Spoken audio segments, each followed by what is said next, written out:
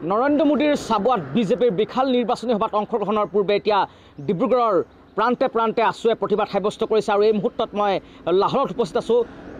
দেশৰ প্ৰধানমন্ত্ৰীগৰাকীয়ে চূড়ান্ত মিথ্যাচাৰৰ আশ্ৰয় লোৱা বুলি গুৰুতৰ অভিযোগ উত্থাপন কৰি আছুৱে ইতিমধ্যে প্ৰতিবাদ সাব্যস্ত কৰি আছে। আজি বাইক ৰেলীয়ে ডিব্ৰুগড় চাউলখোৱা লাহোৱাল চাবুৱা আদি অঞ্চলত সৰ্বাত্মক প্ৰতিবাদ আছুৱে সাব্যস্ত কৰিব। আপোনাৰ ওচৰত আহিছোঁ, কি ক'ব প্ৰতিবাদস্থলীৰ পৰা? আমি এটা কথা স্পষ্টকৈ ক'বলৈ বিচাৰিছোঁ, নৰেন্দ্ৰ মোদী শাসনাধীন বিজেপি চৰকাৰখনে অসমীয়া জনসাধাৰণক প্ৰতিটো ক্ষেত্ৰতে যিটো মিছা প্ৰতিশ্ৰুতি দি ঠগি আছে, সেই গতিকে আমি নাগৰিকত্ব সংশোধনী আইন বাতিল কৰিবৰ কাৰণে আমি লাহোৱাল আঞ্চলিক ছাত্ৰ সন্থা লগতে সদৌ অসম ছাত্ৰ সন্থাৰ আহ্বানমৰ্মে সমগ্ৰ অসমত আজি আমি বাইক ৰেলীৰ যোগেদি আমি প্ৰতিবাদ সাব্যস্ত কৰিছোঁ। আৰু এটা কথা আমি ইয়াৰ পৰা সকীয়াই দিব বিচাৰিছোঁ, নৰেন্দ্ৰ মোদী অসমলৈ যিমান আহক ডাঙৰ কথা নহয়। নিৰ্বাচনৰ সময়ত তেওঁ কিন্তু অসমলৈ 10 বাৰ আহিব পাৰে, কিন্তু বানপানীৰ সময়ত তেখেতে অসমলৈ নাহে। অসমৰ বাঘজানত জুই লগা অৱস্থাত কিন্তু নৰেন্দ্ৰ মোদীৰ মুখ অসমৰ মানুহে দেখি নাপায়, নৰেন্দ্ৰ মোদীৰ পৰা কোনো সহায় অসমৰ মানুহে নাপায়। আমি সেই গতিকে সকীয়াই দিব বিচাৰিছোঁ শাসনাধিষ্ঠ বিজেপি চৰকাৰখনক, এনেধৰণে মিছা প্ৰতিশ্ৰুতি বন্যা বোৱাই অসমলৈ নাহিব।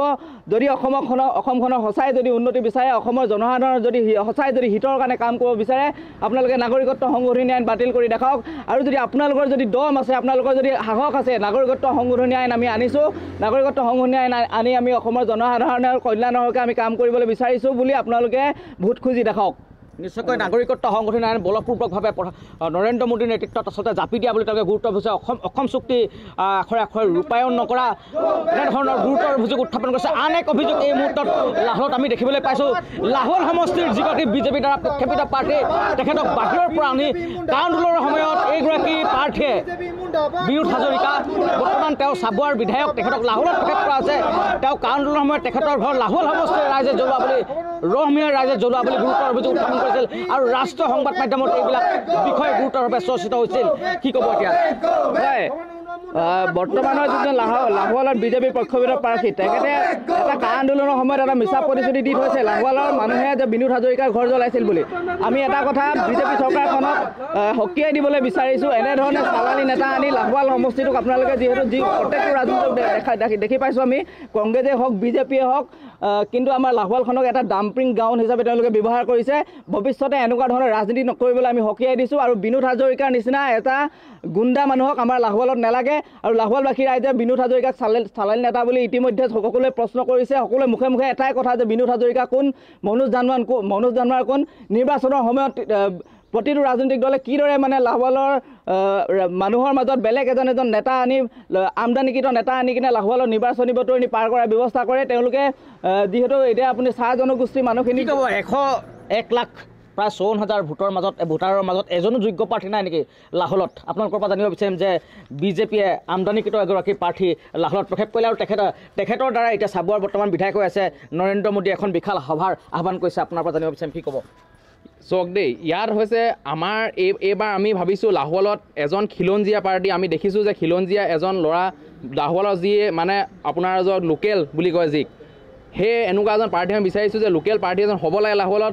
ইমান বছৰৰ পৰা অনাগত দিন আপোনালোকে দেখিছে যে আহে চাবুৱাৰ পৰা এজন আহিব ক'ৰবাত মাৰ্ঘেৰিটাৰ পৰা আহিব, ক'ৰবাত XYZ, কিন্তু লাহোৱাল সমষ্টি, লাহোৱাল নিজৰ ঠাইৰ এজন বাসিন্দা আমি এইবাৰ বিচাৰিছোঁ।